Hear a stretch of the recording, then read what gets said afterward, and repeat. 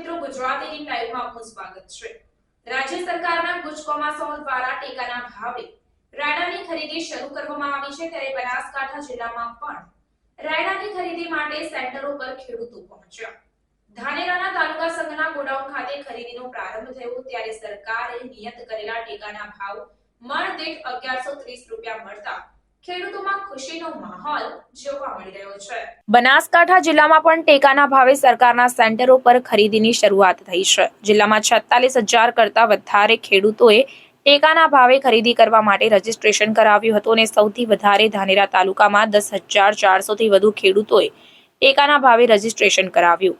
જોકે ધાનેરા તાલુકા સંઘ દ્વારા કાંટા પૂજન કરી ખરીદીની શરૂઆત કરવામાં આવી। જોકે સરકારે નિયત કરેલા 20 કિલોના 1,130 રૂપિયા પ્રમાણે ભાવ મળતા ખેડૂતો ખુશ જોવા મળ્યા હતા, પરંતુ ગત વર્ષે ખેડૂતોના હેક્ટર દીઠ 1800 કિલો રાયડાની ખરીદી થતી હતી। તે ઉપરાંત પાણી પત્રકમાં જેટલી નોંધ હોય તેટલી રાયડાની ખરીદી થતી હતી, પરંતુ ચાલુ સાલે સરકાર દ્વારા હેક્ટર દીઠ માત્ર 1200 કિલો રાયડાની ખરીદી અને વધુમાં વધુ ખેડૂત દીઠ માત્ર 2 હેક્ટરનો જ રાયડો લેવામાં આવતા હોવાના કારણે ખેડૂતો મુશ્કેલીમાં મુકાયા છે।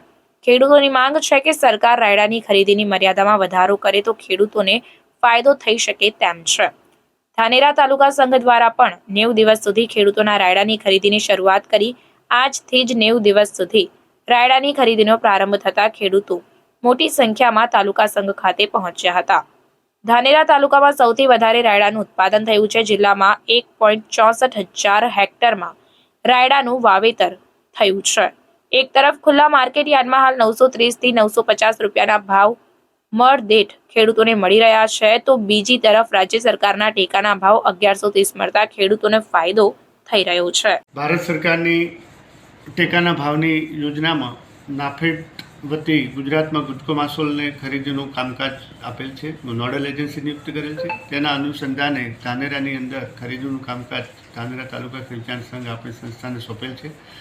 ફેબ્રુઆરી માસમાં ગુજરાત સરકાર મારફત રજિસ્ટ્રેશન પ્રક્રિયા ખુલ્લી મૂકવામાં આવેલ, તેમાં ધાનેરામાં 10,461 રજિસ્ટ્રેશન થયેલ।